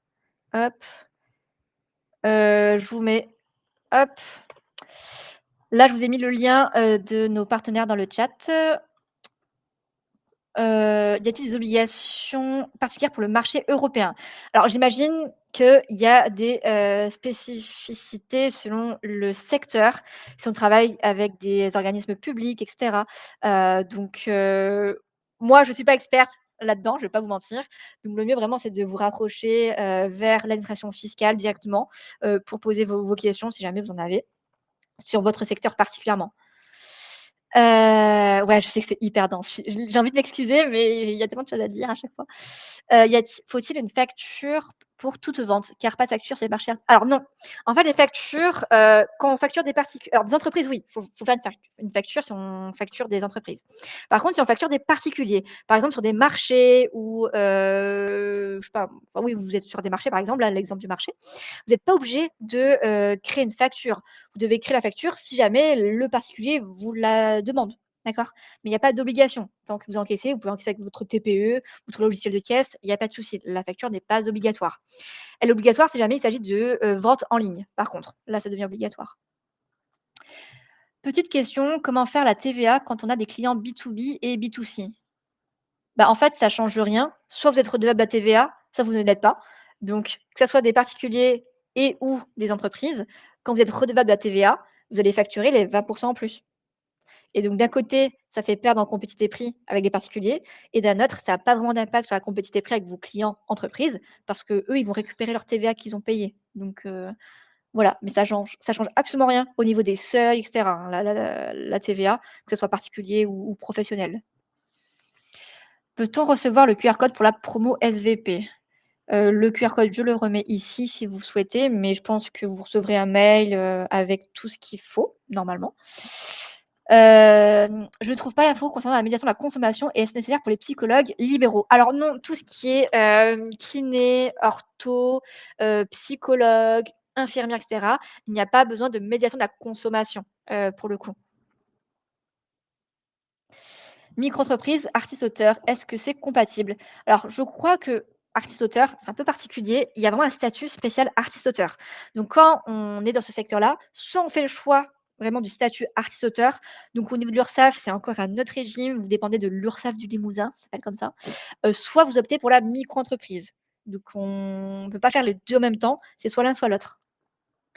Versement libératoire possible dès le départ. Alors oui, vous pouvez opter directement pour le versement libératoire, mais moi vraiment, j'ai pas fait de slide dessus parce que ça prendrait trop de temps, mais au départ, je vous conseille vraiment de débuter au barème progressif de l'impôt sur le revenu. Pourquoi? Parce qu'au versement libératoire, il faut faire attention, vous êtes imposé dès le premier euro que vous déclarez. Alors que sur le barème progressif, vous vous rappelez, il y a une première tranche à 0%. Donc au départ, quand on ne sait pas trop comment ça va, évoluer, démarrez au barème progressif et si vous voyez que activité d'école et ben, vous allez peut-être pouvoir passer au versement libératoire. C'est vrai que je ne l'ai pas partagé, mais attendez, j'ai dans mes favoris normalement. J'ai un simulateur de l'Urssaf qui est trop bien. Je vous le mets dans le lien, dans le chat. Dans le chat, j'ai mis un lien qui emmène vers le simulateur de l'Urssaf qui permet de faire des, simulations entre versement libératoire ou sans versement libératoire. Vous verrez, hein, c'est dans les hypothèses et in fine, vous choisissez l'option qui vous donne le bénéfice net d'impôt, donc après impôt, le plus élevé. Et vous vous rendez compte que quand on a un petit chiffre d'affaires, entre guillemets, c'est toujours plus intéressant d'être au barème progressif et pas au versement libératoire. Il faut se déclarer en auto-entrepreneur aussi pour complément de revenus attendu de 400. J'ai pas compris la question pour complément de revenus. Bah, si vous avez une activité, même si c'est 400 € par mois, ça reste une activité. Donc oui, ça dépend de l'activité. Je ne sais pas d'où viennent ces 400 €, mais oui, il s'agit d'une activité, entrepreneuriale. J'ai passé l'info que l'on peut pas encaisser des chèques sur Indeed. Alors oui, effectivement. C'est vrai que j'ai pas, passé de temps dessus, mais en fait, si vous voulez créer un compte pro Indeed, on va vous poser des questions parce qu'on peut pas créer un compte pro pour tout le monde. Tous les secteurs ne sont pas éligibles au compte pro de Indeed et on ne fait pas de dépôt, de chèques pour le moment. On travaille dessus. Donc si jamais vous manipulez beaucoup de chèques et d'espèces, il vaut mieux éviter le compte pro Indeed et après il y a d'autres, solutions. Comment Indie envisage la facturation électronique? Ah bah, c'est drôle que vous en parliez aujourd'hui parce que c'est aujourd'hui qu'on a fait la communication sur notre, nouveau, module de facturation qui est donc bien conforme, à la, facturation électronique qui sera obligatoire en 2026. Donc, si jamais ça vous intéresse et ben vous pouvez utiliser Indie et le logiciel de facturation, vous serez conforme à la facturation électronique. En fait, pour vous, techniquement, ça change pas grand-chose la facturation électronique. C'est juste un format spécifique, qui sera communiqué à l'administration fiscale, mais visuellement, pour vous, ça change pas grand-chose. C'est juste derrière, en fait, que ça change, mais c'est pas très intéressant. Mais du coup, dites-vous que Indy sera, du coup, bien conforme. Donc vous pouvez utiliser Indy pour la facturation, si vous le souhaitez. La déclaration du chiffre d'affaires à l'Urssaf se fait où? J'ai commencé mon activité alors, le site de référence pour l'Urssaf, c'est autoentrepreneur.ursaf.fr. Voilà, il y en a pas d'autre, c'est celui-ci. Donc c'est autoentrepreneur.ursaf.fr. Comment ça se passe lorsque le couple a 2 micro-entreprises pour les impôts? Et bah, du coup, vous savez, il y a déclarant 1, déclarant 2. Vous devez cocher, votre case qui correspond à vos annexes de la micro-entreprise et remplir la colonne 1 et la colonne 2. Du coup, déclarant 1, déclarant 2. C'est comme si c'était un couple de salariés, sauf que l'annexe, ce sera l'annexe de la micro-entreprise et avec la colonne 1 et la colonne 2 à remplir. Acre, c'est mieux au début du trimestre, soit janvier, avril, juillet. Exactement. Du coup, l'acre, c'est mieux quand on débute pas juin, pardon. C'est vrai alors moi j'ai pas réussi à calculer en même temps que je vous disais, mais oui, c'est ça, en début de trimestre, vous avez compris. Comment faire pour mettre, différentes activités sur une même micro-entreprise? Il ne faut pas utiliser le nom d'une activité comme nom de micro-entreprise. Alors, sur le site de l'INPI, encore une fois, c'est sur l'INPI que vous pouvez ajouter autant d'activités que vous le souhaitez dans votre micro-entreprise. Il n'y a pas de limite. Donc ça se passe sur le site de l'INPI en rajoutant une activité. Donc quand vous allez créer, vous pouvez faire ça dès le début ou rajouter même plus tard des activités à votre micro-entreprise. Et pour le nom d'une activité, en fait, quand on est en micro-entreprise, vous exercez en nom propre. En fait, l'entreprise, c'est vous. C'est nom plus prénom plus l'acronyme EI. Ça sera le nom officiel de votre entreprise. Il n'y a pas de débat. Par contre, vous pouvez rajouter, sur l'INPI un nom commercial, mais il n'est pas protégé. Il n'y a rien «d'officiel» entre guillemets, mais il peut apparaître. Mais ça, c'est vous qui voyez. Peut-on poser les chèques de nos clients sur le compte pro Indy? Malheureusement, pas encore pour les chèques. On travaille dessus. Avez-vous un visuel d'exemple de tout ce qu'on doit payer de tout ce qu'on doit payer? Non, mais ça peut être hyper intéressant d'en faire une, du coup, pour un prochain webinar. Une idée d'amélioration. Non, j'ai pas de, mais en fait, ce qu'il faut retenir, vous avez à payer vos cotisations sociales, vos cotisations fiscales et après tout ce qui est assurance, si jamais vous avez des assurances en plus, compte pro si vous payez un compte pro, médiation de la consommation si vous avez une médiation de la consommation et derrière, 1 fois par an, la CFE, si vous êtes redevable et heu et voilà, en termes de payer. La TVA, je la mets pas dedans parce que c'est pas votre argent, c'est juste de l'argent que vous rendez derrière, donc vous payez pas vraiment. Le compte pro Indeed peut-il être pour une asso? Je ne crois pas. Indeed n'est pas adapté aux associations, donc je pense pas que ça soit possible. Je suis désolée. Le régime fiscal pour le service à la personne, c'est quoi? Bah, c'est comme bah, c'est la micro-entreprise, donc c'est comme le régime micro-fiscal avec l'abattement des 34 si c'est de la prestation de service, ce qui est le cas du coup. Donc ça change rien qu'on soit en service à la personne ou dans un autre, secteur d'activité. La partie fiscale ne change pas. Pour calculer son bénéfice, imposable, c'est le chiffre d'affaires moins 34 en l'occurrence ici. Comment ça se passe pour un praticien en énergie s'il se rend chez des particuliers pour l'accompagnement pour des ateliers? Bah, je sais à quel niveau, comment ça se passe? La question n'est pas assez spécifique pour que je puisse répondre, donc je ne comprends pas sur quel sujet porte la question. Désolée. Y a-t-il des outils pour calculer ce qui est mieux pour nous en micro-entreprise en ouais, bah, oui, il y a franchement l'Urssaf, ils font plein de simulateurs trop bien. Après le mieux évidemment, c'est de prendre rendez-vous avec quelqu'un, mais sinon, je crois que l'Urssaf a sorti un autre simulateur que j'ai dans mes favoris, qui permet de comparer les choix de statut juridique. Donc je vous le mets dans le chat. Bon, voilà, n'hésitez pas à essayer. Même trifouiller le site de l'Urssaf avec tous les simulateurs, il y a plein de trucs, c'est trop bien. Nous sommes pas redevables de la CFE la première année. Si j'ouvre en juillet 2026, c'est valable jusqu'en ju non, ça fonctionne alors en micro-entreprise, on n'a pas le choix. C'est du 1er janvier au 31/12. Donc même si vous débutez au 26 juillet, et ben ça va la première année sera 26 juillet au 31/12 de la même année.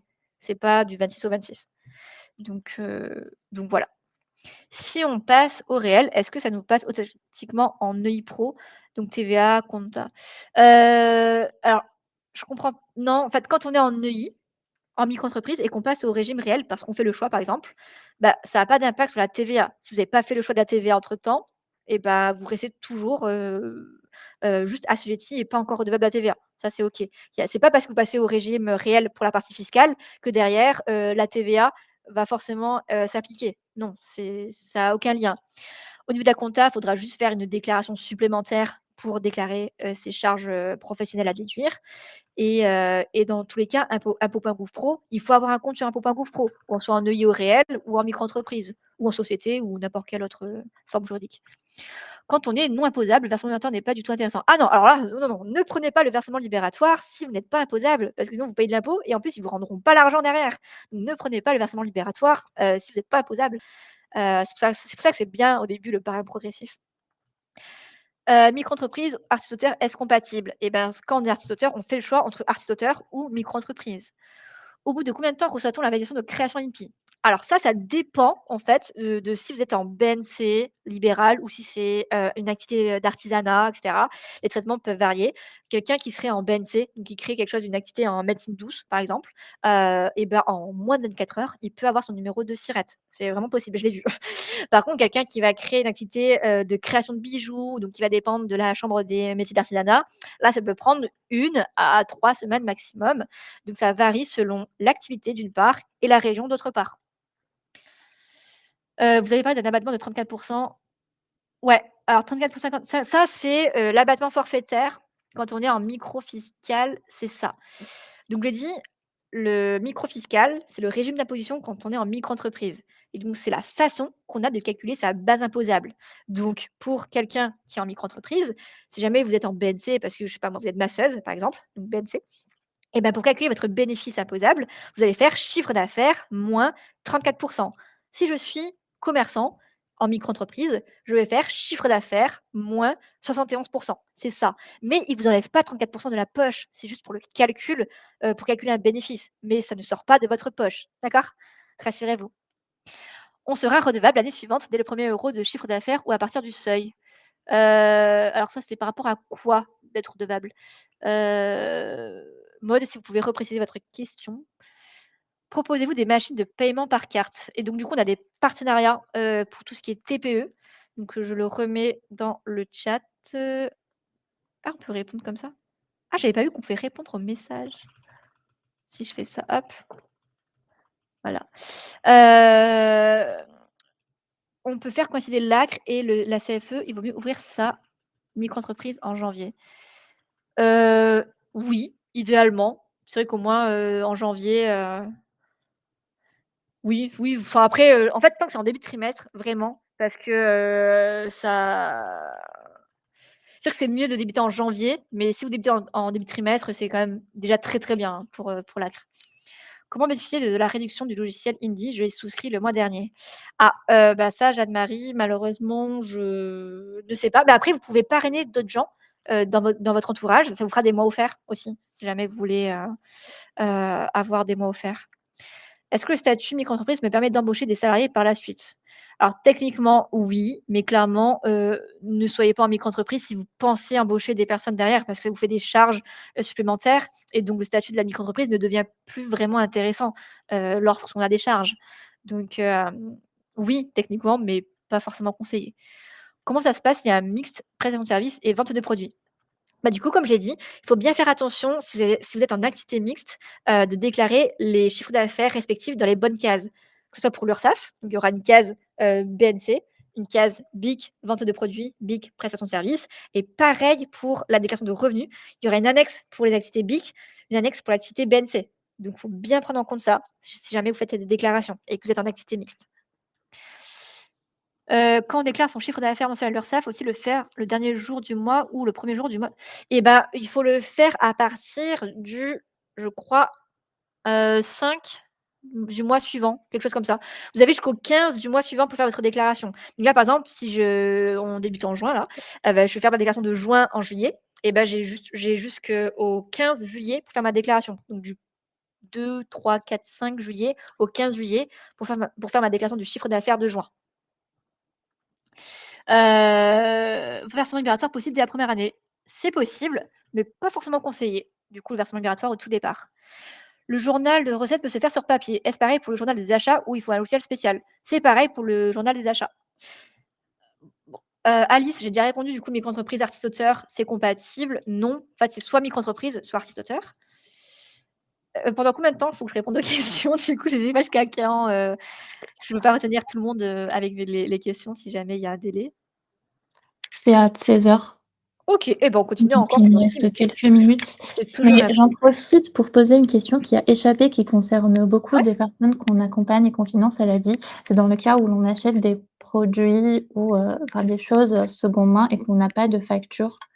ouais. Comment on fait avec, bah, du coup sur l'appli Indie? OK, alors si jamais il faut conserver le justificatif, par exemple, si vous achetez un truc sur Le Bon Coin, vous pouvez demander, en fait, à la personne qui vous vend un, comment on appelle ça? Une sorte de justificatif, écrit, vous savez, manuscrit, en disant que voilà, moi, enfin je, Une nom, attestation? prénom, Ouais, voilà, exactement. C'est juste, voilà, pour montrer qu'il y a une transaction, sur Le Bon Coin, avec vous sur tel ou tel, objet. OK. super. Bah, je pense qu'on a fait le tour. Merci beaucoup Kelly pour Ouais, l'animation. c'était intense. Je crois qu'il y Très a d'autres intense. questions, je sais pas. Mais en tout Heu, cas, on enverra, le replay il sera dispo sur YouTube et on enverra ces slides. N'hésitez pas à les relire à froid, lentement, ce sera plus simple, je pense et plus clair et aussi à vous faire accompagner par les acteurs de l'insertion. Si vous pensez que vous en avez besoin, que vous êtes en statut d'idée, de projet, n'hésitez vraiment pas. C'est gratuit, c'est avec des bénévoles et c'est trop bien et bah, du coup, on se dit à bientôt et encore une fois, merci beaucoup Kelly. ouais, il y a pas de souci. Après, je sais pas, comme je vois qu'il y a d'autres questions qui sont posées, je sais pas si on peut passer encore quelques minutes à répondre aux questions ou si, enfin, parce que j'avais des questions sur la TVA. S'ils baissent le seuil de TVA en 2026 et que nous avons dépassé les 37 K de seuil en 2025, nous serons automatiquement, ouais. Mais ça, le problème, c'est que les règles de la TVA, c'est toujours par rapport à N-1. Donc s'ils changent les règles là, en 2026, et ben, il faut bien prendre en compte le chiffre d'affaires de N-1, donc 2025. Donc potentiellement, vous pouvez être redevable dès 2026, malheureusement. Mais bon, je pense qu'ils vont, éviter les couacs de cette année et anticiper davantage, quand il y aura une réforme de la TVA, donc il faudra juste faire attention. Voilà. Versement des soins ou trouver des spécificités de Freedom. Ouais, bon après voilà, il y a pas mal de questions. Encore une fois, pour tout ce qui est lié à la TVA, inscrivez-vous au webinaire sur la TVA parce que je pense que ça va OK. être beaucoup plus simple en juillet, de voir toutes les slides. vraiment spécifiques à la TVA et donc la facturation électronique sera bien incluse sur Indy. Donc n'hésitez pas à créer votre compte aussi sur Indy puisque vous serez conforme, du coup, par rapport, à tout ça. Bon, là, ouais, il y a vraiment beaucoup, beaucoup. Au pire, vous posez, n'hésitez pas, la chaîne YouTube de Indy, je le redis, mais on fait pas mal de contenus, qui viennent compléter tout ce qu'on a dit, parce qu'il y a tellement de choses à dire. Du coup, on fait plein de vidéos et on est toujours très preneurs de vos, retours sur, les vidéos pour, créer de nouvelles vidéos. Je vous remets le lien, de Indy pour la chaîne YouTube, comme ça, voilà, vous vous abonnez et là, par exemple, j'ai fait une vidéo aujourd'hui, c'était sur les frais à prévoir quand on est en micro-entreprise. Donc ça peut répondre à l'une des questions qui avait été posées, pour tous les frais récurrents. Donc n'hésitez vraiment pas à aller voir la vidéo. Il y a aussi les webinaires, Indie, est-ce que c'est la même chose? Pour On amener le lien? Ouais, on fait d'autres webinaires aussi, enfin, en fait, on fait plein de choses. Donc ça vient vraiment se compléter. On fait 2 lives, par mois sur YouTube, sur des sujets, spécifiques. J'essaie d'en faire un toujours dédié aux micro-entrepreneurs parce que vous êtes très nombreux. Après, on peut faire des webinaires qui concernent d'autres formes juridiques, comme les sociétés et cetera. On fait des webinaires sur vraiment, Indie et on fait des vidéos en asynchrone pour que vous puissiez, regarder à votre rythme et poser des questions en commentaire. Vraiment, n'hésitez jamais à poser vos questions en commentaire. J'y répondrai toujours avec, la même patate, qu'aujourd'hui. Donc, faudra vraiment pas hésiter. Et on a une newsletter aussi pour être au courant, si jamais, vous voulez, sur Indie, je pense, newsletter Indie. Est-ce qu'on peut s'inscrire sur la newsletter? De toute façon, quand vous allez créer un compte sur Indie, on va vous demander si vous voulez, vous inscrire, à la newsletter aussi. Je sais pas où la retrouver. Mais voilà. Ressources. Bah, merci à vous. Franchement, c'était intense. Je pense que c'est le webinaire le plus intense que j'ai eu là jusqu'à présent. Donc trop, trop bien si, ça vous a aidé. On peut se retrouver de toute façon en juillet pour un webinaire sur la TVA. Même si vous n'êtes pas encore lancé, je pense que c'est hyper important de bien maîtriser ce sujet pour anticiper et ne pas avoir peur justement de la TVA le jour où ça va arriver. Donc voilà. Merci à tous. Passez une très, très belle journée. Merci du coup pour l'invitation, pour le partenariat et puis j'espère vous revoir très vite sur YouTube, sur Indie et partout. Bonne journée. Merci beaucoup, à bientôt.